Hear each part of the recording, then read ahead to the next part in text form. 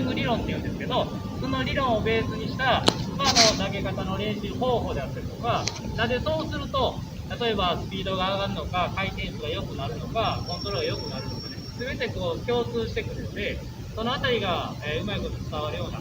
時間になればいいかなと思います。どうぞよろしくお願いします。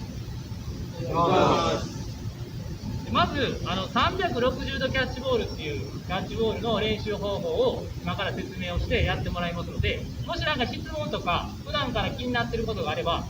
それぞれキャッチボール中に回らせてもらうので、どんどん、質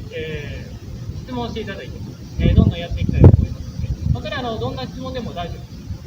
夫です。こういう風な課題はこういう風な動きをする方がいいよっていうのは本当に幅広く、練習方法が用意されています。まず一番ボールを投げるときに大事なのはリリースの仕方と位置ですね。でそれが間違ってるとやっぱり負担もかかるし、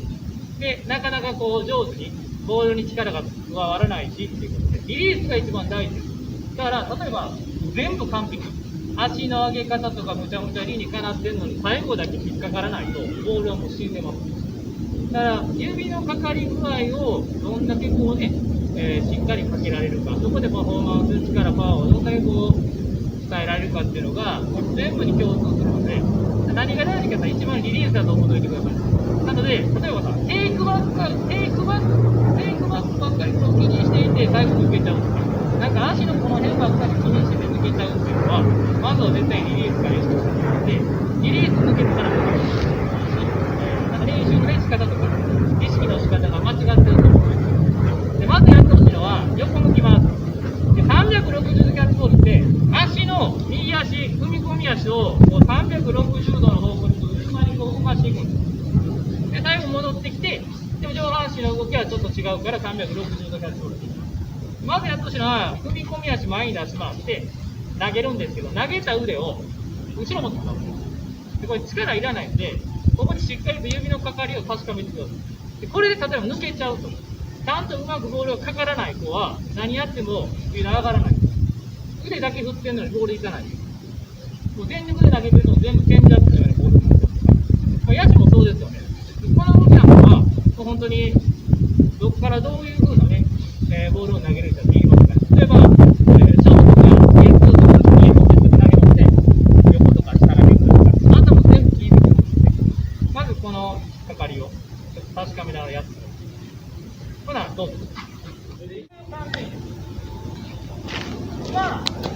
私股間が動いてないので、変な話、例えばこれがさ、こうなんですよ。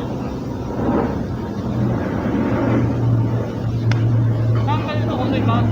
で、ラーッとするような感じで、ゆっくりでもいいし、感覚確かめてほしいだけだから、この状態のままで、こう返していく。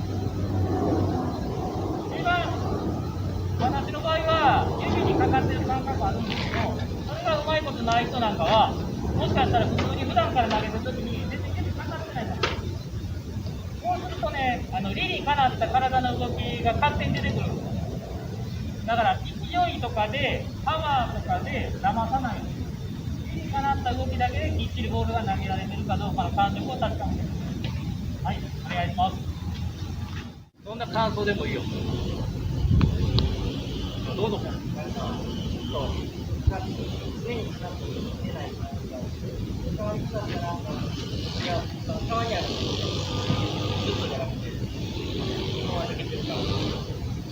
い、同じような感想やった人、はい、いわゆるこう安定感がちょっとないかなって感じで、感覚に今かかったけど今かかってへんとか、そういう風な選手はもちろんこれ絶対やった方がいいです。というのも、例えば150キロ投げれるピッチャーになってたんですけどさ、150キロが1試合の中で1球しか投げられなくて、ほとんど抜けてるボールで120キロぐらいやったり、そういうことも150キロぐらい投げて抜けやすかったら、大体右ピッチャーやったら右バッターのインコース高めとか抜けるんですよ。もう基本的にコントロール悪すぎて、なかなか試合も作れへんぐらいになるんです。やっぱ安定感って大事なので、今皆さんがどれぐらいのこう肩の強さがあってっていうのは分かんないんですけど、そこで安定感出てきます。ずっと続けると。指引っかかった。で、1回目この辺やったけど、2回目この辺やったとか、リリースもバラバラなはずなんですね。だからやっていく中で、リリースが安定してくる。で、しっかりとこの最新スローイングでいうと引き戻しって言うんですけど、押し込むと力はなかなか加わらない。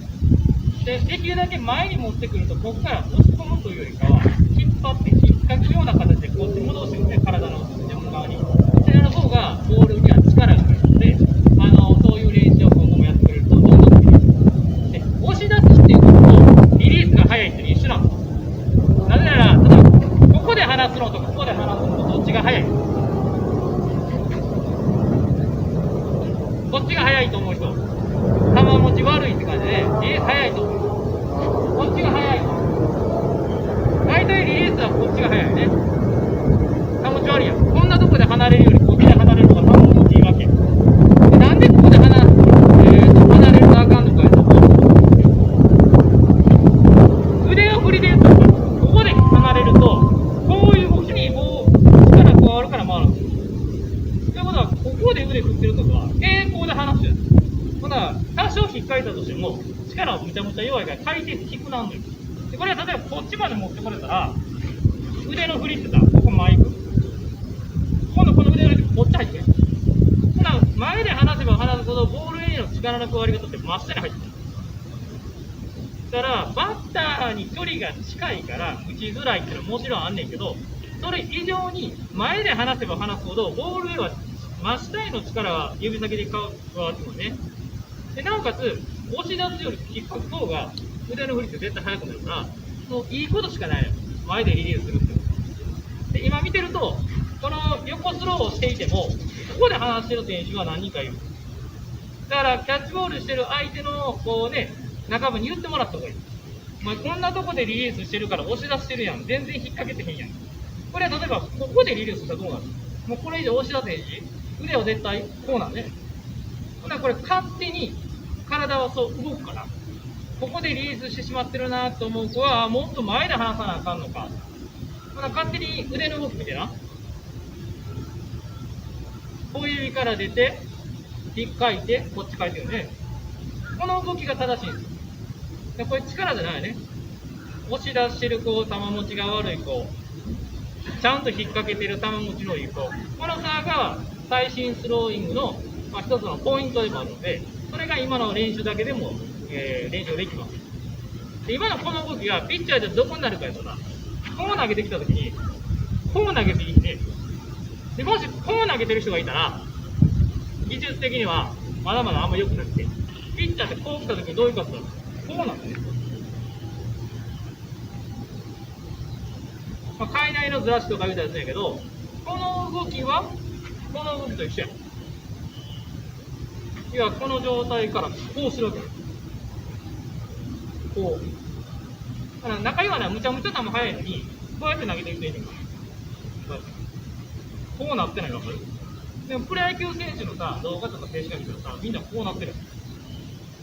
顔がちょっとこっちで、肩がこうずれてる。ラリアットしてるみたいな形でね。だからそれも、これをしていくと、こう全部こう感覚つかめるので。OK。次、振り向きスローイングってのやります。さあ、今こうやってやったやん。これ、こうします。でちょっと投げるで。で、こういう風にしてもらって、胸郭を上に向けるんです。で、ベルト付近からこう投げる。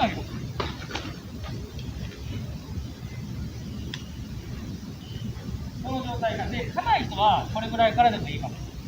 硬さによって足の幅は考えて、で、ここまで使っちゃうとさ、あんまり効果はないんで、できるだけ上半身のこの胸郭全部ね、この状態から小指から出たやつをこう返す。でこれも力じゃないので、よくさ、この動きできひん人は、なんかな、パワー、エネルギー、動作でごまかそうとするから、なんかね、力んで持っていくわと思う。めちゃくちゃ力んで。というかは、なんかこう動き確かめながらちゃんと力抜いた状態で、ちゃんと胸郭を向いてるから、これもなんでいるかまた後で言うし、で、腰のところからね、腰のところから、このピッチに投げれるようにと思って。はい、ほな行きましょう。